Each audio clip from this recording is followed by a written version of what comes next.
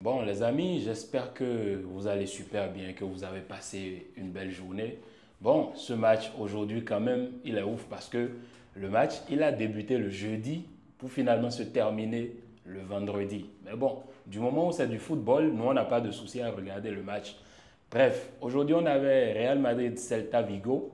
Et à l'issue de ce match, je pense qu'on peut tous confirmer sans l'ombre d'un doute que les individualités ont mis le Real Madrid dans des problèmes, dans une situation indélicate. Et les mêmes individualités, bon, pas les mêmes, mais les mêmes individualités de l'équipe, pardon, ont sauvé le Real Madrid à la fin. Bref. Et aussi, à l'issue de ce match, j'ai noté pas mal de choses. Je ne sais pas vous, vous allez me dire dans les commentaires, vous allez me dire ce que vous en pensez.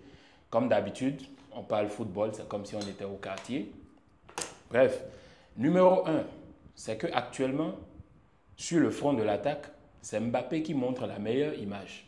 Franchement, en termes de combativité, en termes d'envie, en termes de création de danger, en termes de joueur, voilà, et qui fait bouger les choses, je dirais qu'actuellement Mbappé, c'est lui le meilleur. Parce qu'il faut voir ce qu'il fait sur le terrain. Même aujourd'hui, incroyable. En fait, une sorte de leadership. Je ne dirais pas qu'il est déjà le leader de cette équipe du Real, mais il y a une sorte de leadership qui est en train de venir petit à petit. Et oui, c'est en train de venir petit à petit. Pourquoi? Parce que regardez le match aujourd'hui de Mbappé. C'est lui qui marque le but. Sur le but de Vinicius, il faut voir le boulot que Mbappé est là-bas aujourd'hui, dans le décrochage. Le fait, en fait, Starfelt aujourd'hui, lui-même ne savait pas ce qui se passait. Mbappé décroche de la défense et vient se centrer au niveau du milieu de terrain, chercher la balle, essayer de déséquilibrer. Et Starfelt, à chaque fois qu'il ne faisait que le suivre et qui tombait dans le piège. Donc, qu'est-ce que Mbappé vient faire?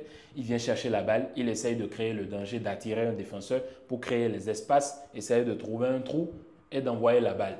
C'est ce qui s'est passé. Et on a vu aujourd'hui, Mbappé, pour moi, clairement, c'est l'homme du match. On a beau dire autre chose, mais c'est lui l'homme du match. Pourquoi? Homme du match, que ce soit dans sa présence et dans son absence sur le terrain. Mbappé sur le terrain, avant qu'il ne sorte, on est à 2-0 et peut-être un 3-0 parce qu'il filtre la balle pour Vinicius. Vinicius qui la donne à Güler, si je ne me trompe pas. Güler qui marque le but et le but qui est refusé. Et quand on voit la manière dont Mbappé il a géré aujourd'hui, mais c'est incroyable.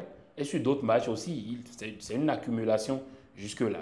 Et c'est Mbappé, franchement, qui est en train de montrer la meilleure image. Quand Mbappé sort, on voit ce qui se passe après. À peine, disons, 3 ou 5 minutes après, le Real Madrid encaisse. Bon, des erreurs d'individualité, on va revenir dessus. Mbappé, franchement, pour moi, l'homme du match, il fait un superbe match et s'impose. Le Real Madrid qui, en première mi-temps, contrôlait plus ou moins. Plus ou moins. Ils essaient de se procurer des occasions et le plus dangereux par-dessus tout, c'est Mbappé. Mais en deuxième mi-temps, tout allait bien jusqu'à ce que Ancelotti ne commence à opérer des changements. Et il n'y a qu'à voir même comment le public était fâché. Les gens quittent leur maison pour venir suivre les matchs. Et vous essayez d'élargir les matchs en prolongation. Il y a certains, quand le Celta a égalisé, ils ont commencé à quitter le stade. Ils se sont énervés. Quand bien même après le Real Madrid s'impose 5-2, on va en parler, ça vient. Mais dans ce match, beaucoup de polémiques quand même. Beaucoup de polémiques. Il n'y a qu'à voir sur le premier but de Mbappé. La faute d'avant. Bon, pour moi, il y a faute. Hein. Il y a faute. Pourquoi? Parce que clairement, Lunin, il touche le joueur. Donc, c'est un penalty. Et je ne sais pas pourquoi l'arbitre, il ne siffle pas. Même quand la VAR montre les images après, ils ont fait comme si de rien n'était. Cette action encore montre l'état de l'arbitrage en Liga. Franchement, qui, à chaque fois, bon, là, ce n'est pas la Liga, c'est la Copa del Rey, mais bon, c'est les mêmes arbitres de Liga qui arbitrent aussi en Copa del Rey. Et franchement, c'est décevant. Un Real Madrid qui s'est mis en difficulté, Camavinga qui fait une mauvaise passe en retrait. Après, c'est Bamba qui met son but. Bamba aussi, un coaching gagnant, hein, un bon coaching qui allait rapporter des fruits, mais qui au final, en face, c'est le Real.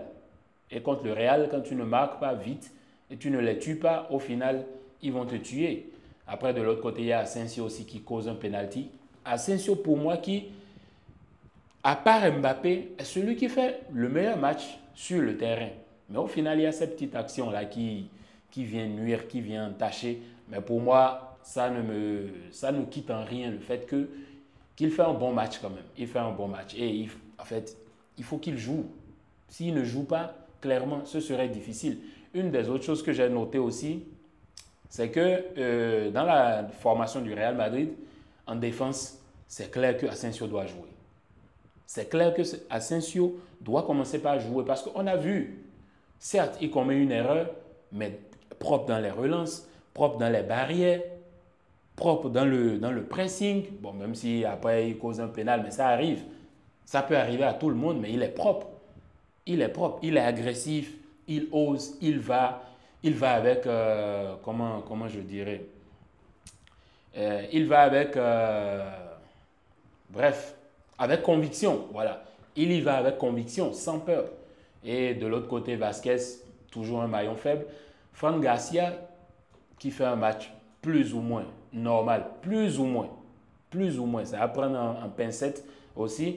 Ceballos qui arrive à se sauver avec une passe décisive. Il y en a qui vont me dire, ils vont voir les notes sur SofaScore comme ils font comme d'habitude. Ils vont dire, ah mais Ceballos, il fait un bon match, mais Ceballos pas très fluide. Hein. Dans ce match, pas très fluide. Bon, il ne faut pas oublier que le Real commence avec un 4-3-3, avec Modric. Modric qui fait un bon match. Franchement, un bon match du vieux. Le grand-père Modric, il fait un bon match. Chouameni, plus ou moins aussi. En fait, quand c'est pas mauvais, il ne faut pas allumer sa caméra et dire que c'est mauvais. Il faut dire la vérité. Chouameni n'a pas été si mauvais dans ce match. N'a pas été si mauvais. Il a été correct. De l'autre côté, Brahim qui fait un bon match, un super match. Vinicius, déception, hein, pour moi, même s'il marque le but. Vinicius, je ne sais pas. Je pense qu'il y a ce truc-là. Là. Je ne sais pas, en fait.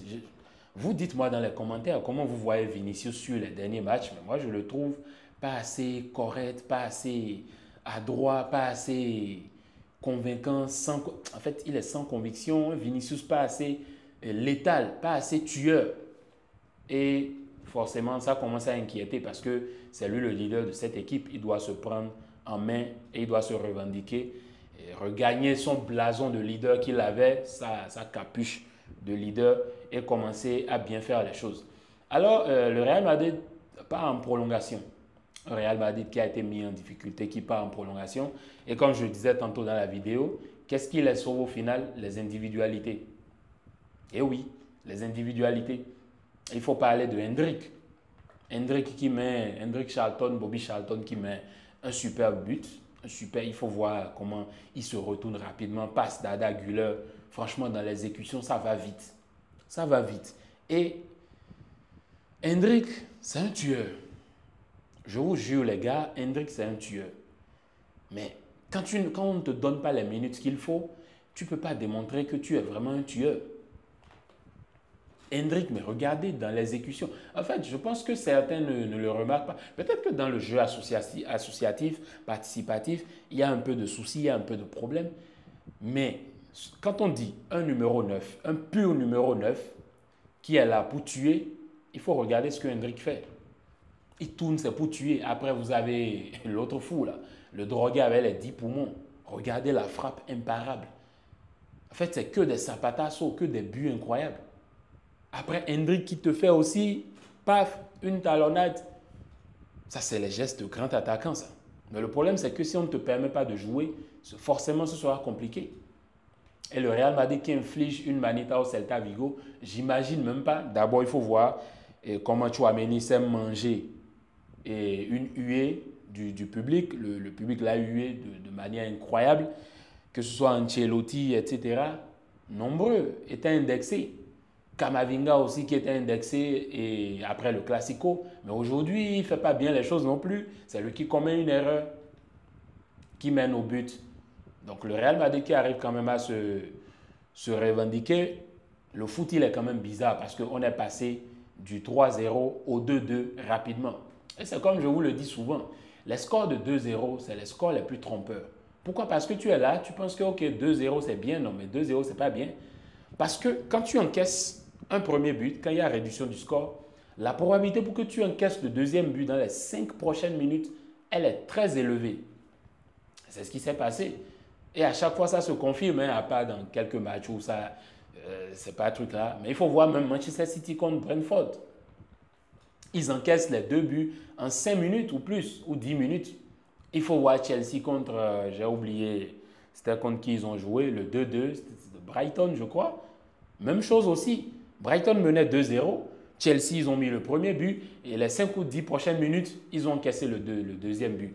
Et le Real Madrid qui s'est vraiment mis en difficulté, mais qui au final se fait sauver par ses individualités. Bon, la question qu'on va se poser, est-ce qu'ils sont de retour? Non, je ne pense pas qu'ils soient de retour.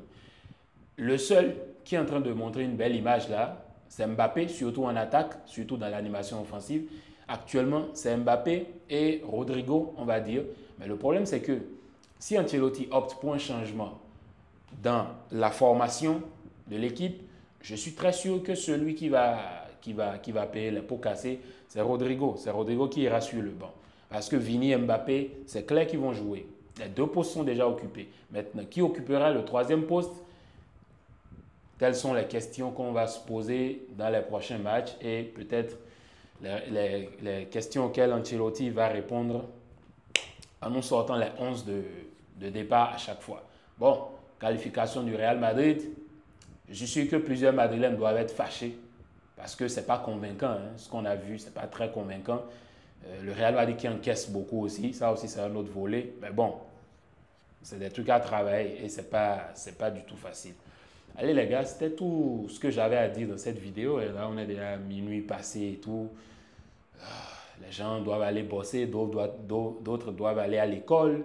Tout ça, c'est sûr que vous n'allez pas voir cette vidéo. Vous n'allez pas tous voir cette vidéo cette nuit. Sûrement, vous allez la voir dans la journée. Donc, c'est un peu ça. Surtout, n'oubliez pas de me dire dans les commentaires, vous, ce que vous avez pensé de ce match. Vos tops, vos flops. Qu'est-ce que vous avez remarqué? Quels sont les détails qui m'ont peut-être échappé?